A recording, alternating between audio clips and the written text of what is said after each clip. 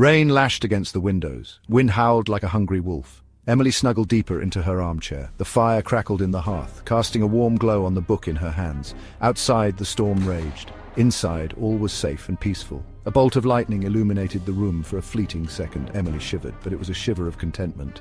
She loved stormy nights. The wind howled louder, rattling the windows. Emily glanced up from her book, her gaze drawn to the window. The old oak tree outside swayed precariously in the wind. Its branches, like skeletal fingers, scraped against the window pane. A low rumble of thunder shook the house. Emily smiled. The storm was almost like a symphony. She took a sip of her hot chocolate, savoring the warmth. Another gust of wind slammed against the house, making Emily jump. She chided herself for being silly. It was just the wind. The storm couldn't hurt her. She went back to her book, but a sense of unease lingered. The storm seemed to be getting closer, more intense. The wind seemed to whisper her name. A sudden sharp knock on the door shattered the silence. Emily jolted upright, her heart pounding in her chest. She stared at the door, her breath catching in her throat. Who would be out on a night like this? The knocking came again, more insistent this time. Emily hesitated, her mind racing. Maybe it was a traveler seeking shelter from the storm. Slowly, cautiously, Emily rose from her chair. She set her book down on the table, her hand trembling slightly. She took a deep breath, trying to calm her nerves. As she approached the door, the knocking stopped. Silence descended upon the house, heavier than before. Emily put her hand on the doorknob, her heart pounding in her ears.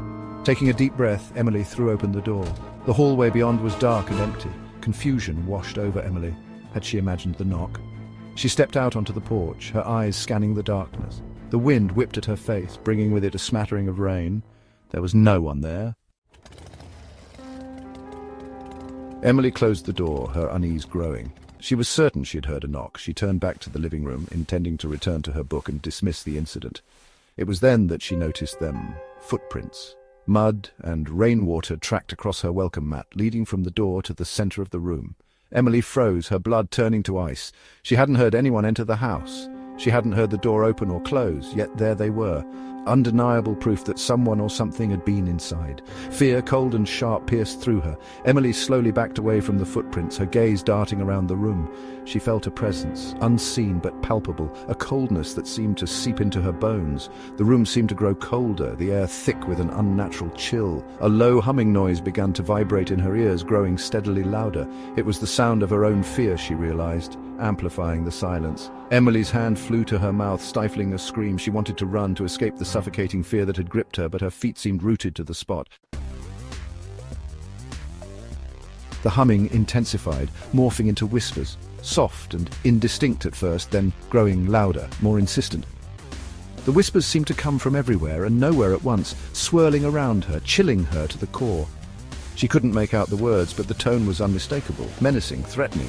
Then, as quickly as it had started, the whispering ceased. A heavy silence descended once more, broken only by the pounding of her own heart.